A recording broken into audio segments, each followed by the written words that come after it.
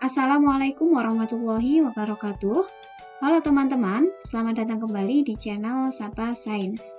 Oke, kali ini kita akan melanjutkan pembahasan soal penilaian akhir tahun atau PAT IPA SMP kelas 7 tahun 2022. Kita masuk video part yang kedua. Langsung saja mulai dari soal nomor 18. Perhatikan data limbah rumah tangga berikut. Disajikan 5 data limbah rumah tangga.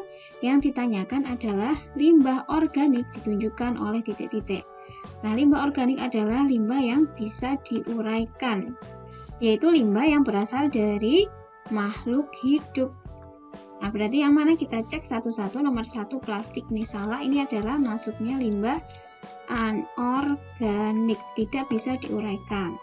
Nomor 2 daun jambu ini benar, 3 kulit buah benar, 4 kaleng bekas salah, 5 kertas ini benar karena berasal dari pohon ya atau tumbuhan. Berarti jawaban yang tepat adalah nomor 2, 3, dan 5. Jawabannya adalah yang D. Lanjut ke soal nomor 19. Pencemaran air yang disebabkan oleh limbah pertanian berupa pestisida akan menyebabkan bioakumulasi pada tubuh makhluk hidup.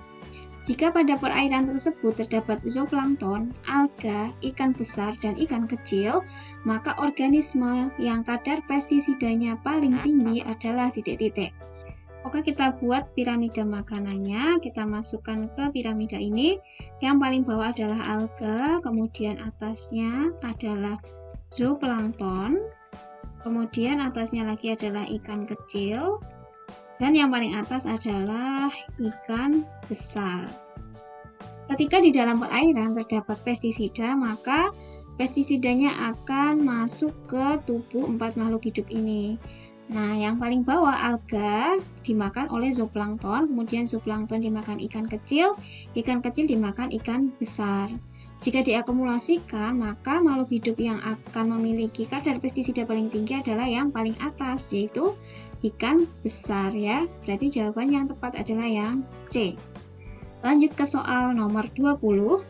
Saat kita berbelanja ke pasar atau supermarket, sebaiknya sudah membawa tas dari rumah sehingga kita tidak meminta tas plastik dari toko atau supermarket.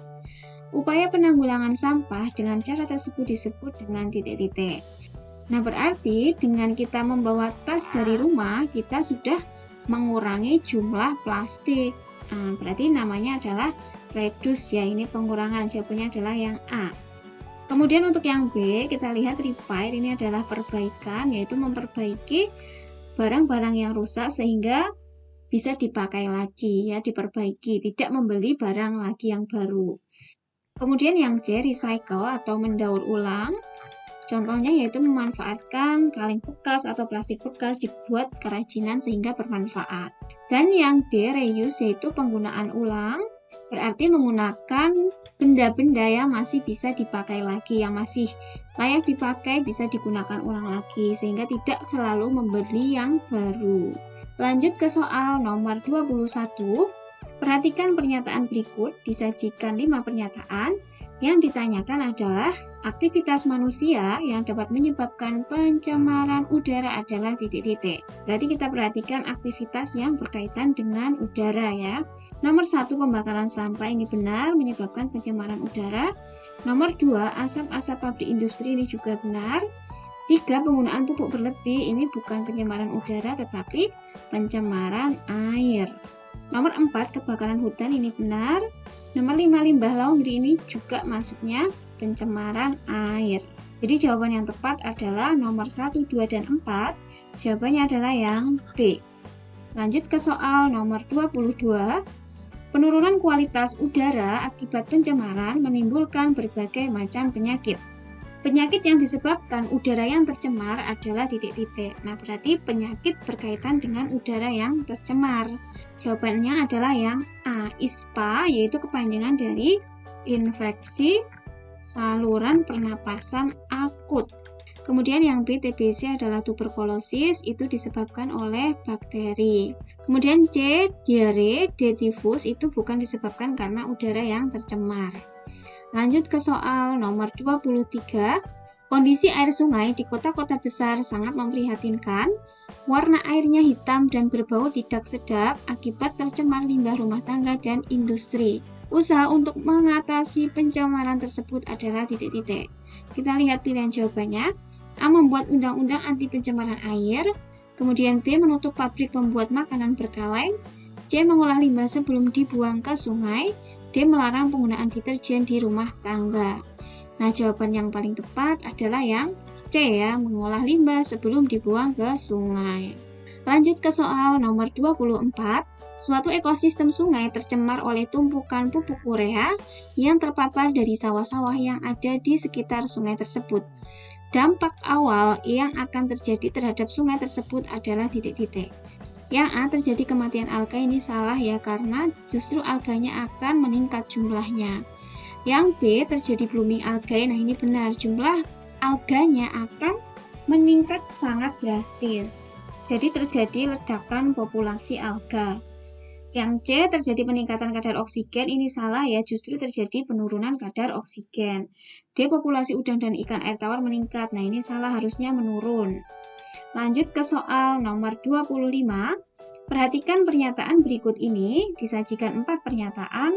Yang ditanyakan adalah pernyataan di atas yang merupakan upaya untuk mengatasi pencemaran air adalah titik-titik. Nah, kata kuncinya adalah air ya, pencemaran air. Kita cek satu-satu. 1. Menggunakan pupuk buatan dan pestisida sesuai dosis yang dianjurkan. Ini benar ya, jadi ketika pupuknya mengalir ke air itu tidak terlalu mengganggu kehidupan makhluk hidup yang ada di air. Kemudian nomor 2, pengelolaan industri wajib membuat unit pengelolaan limbah. Nah ini benar, jadi limbahnya tidak langsung dibuang ke perairan, tapi harus diolah terlebih dahulu. Nomor 3, melakukan reboisasi untuk mengurangi kadar karbon dioksida di udara. Nah ini untuk menanggulangi pencemaran udara. Nomor 4, melakukan daur ulang terhadap sampah yang tidak dapat diuraikan. Ini pengurangan pencemaran tanah. Berarti jawaban yang tepat adalah nomor 1 dan 2. Jawabannya adalah yang A. Lanjut ke soal nomor 26. Mekanisme efek rumah kaca yang normal sebenarnya sangat diperlukan bagi kehidupan di bumi karena efek rumah kaca yang normal itu bermanfaat untuk menghangatkan suhu bumi sehingga nyaman untuk ditinggali. Jawabannya adalah yang D. Lanjut ke soal nomor 27. Berdasarkan penelitian, penyebab utama terjadinya pemanasan global adalah titik-titik. Jawabannya adalah yang A. Emisi gas CO2 hasil dari pembakaran fosil. Jadi gas CO2 atau karbon dioksida adalah gas yang paling banyak menyebabkan pemanasan global. Lanjut ke soal nomor 28. Perhatikan pernyataan berikut, disajikan 6 pernyataan. Yang ditanyakan, di antara pernyataan di atas yang merupakan dampak pemanasan global adalah titik-titik. Nomor 1, membekunya air laut di kutub, ini salah ya, tetapi sebaliknya esnya yang mencair. Nomor 2, hilangnya terumbu karang, ini benar. Nomor 3, iklim sangat kondusif, ini salah. 4, spesies berkembang semakin baik, ini juga salah. 5, kegagalan panen besar-besaran, ini benar, dampak dari pemanasan global. 6, penipisan lapisan ozon, ini juga benar. Berarti jawabannya adalah 2, 5, 6, yaitu pilihan jawaban yang D. Lanjut ke soal nomor 29. Berikut ini merupakan dampak pemanasan global terhadap ekosistem kecuali titik-titik. A. Terputusnya rantai makanan, ini salah ya, ini adalah dampak dari pemanasan global. B. Terganggunya keseimbangan ekosistem, ini salah. C. Terjadinya keseimbangan ekosistem. Nah ini adalah jawaban yang benar ya. Ekosistemnya itu bukan seimbang, tetapi malah terganggu karena adanya pemanasan global. Lanjut ke soal nomor 30. Penyebab pemanasan global yang dapat dilakukan oleh siswa adalah titik-titik. Kita cek. Yang A, jalan kaki ke sekolah sehingga mengurangi produksi CO2 ke atmosfer. Ini salah ya, ini justru mengurangi pemanasan global. B, mematikan lampu belajar setelah selesai belajar sehingga akan menghemat listrik. Ini salah, ini pengurangan pemanasan global. C, memakai parfum semprot ke sekolah sehingga membebaskan gas CFC ke atmosfer. Nah ini jawaban yang tepat ya, menyebabkan pemanasan global. Lanjut ke soal nomor 31. Banjir rob merupakan dampak dari pemanasan global yang disebabkan oleh, jawabannya adalah yang B ya, naiknya permukaan air laut. Lanjut ke soal nomor 32. Upaya menangani pemanasan global yang sedang digalakkan oleh pemerintah adalah titik-titik. Kita lihat pilihan jawaban yang tepat adalah yang A, penanaman 1000 pohon. Karena pohon itu menggunakan karbon dioksida atau CO2 itu sebagai bahan fotosintesis. Jadi karbon dioksida dari kendaraan bisa digunakan untuk fotosintesis tumbuhan yang nantinya akan menghasilkan oksigen atau O2. Lanjut ke soal nomor 33. Berikut ini aktivitas manusia yang dapat menyebabkan pemanasan global kecuali titik-titik. Yang A, penggunaan bahan bakar fosil ini menyebabkan pemanasan global.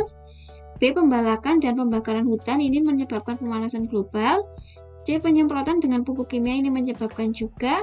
D, pembuatan taman kota. Nah, ini mengurangi atau mengatasi pemanasan global ya. Jadi jawabannya adalah yang D. Oke teman-teman, terima kasih sudah menonton video ini. Sampai jumpa di video part selanjutnya ya.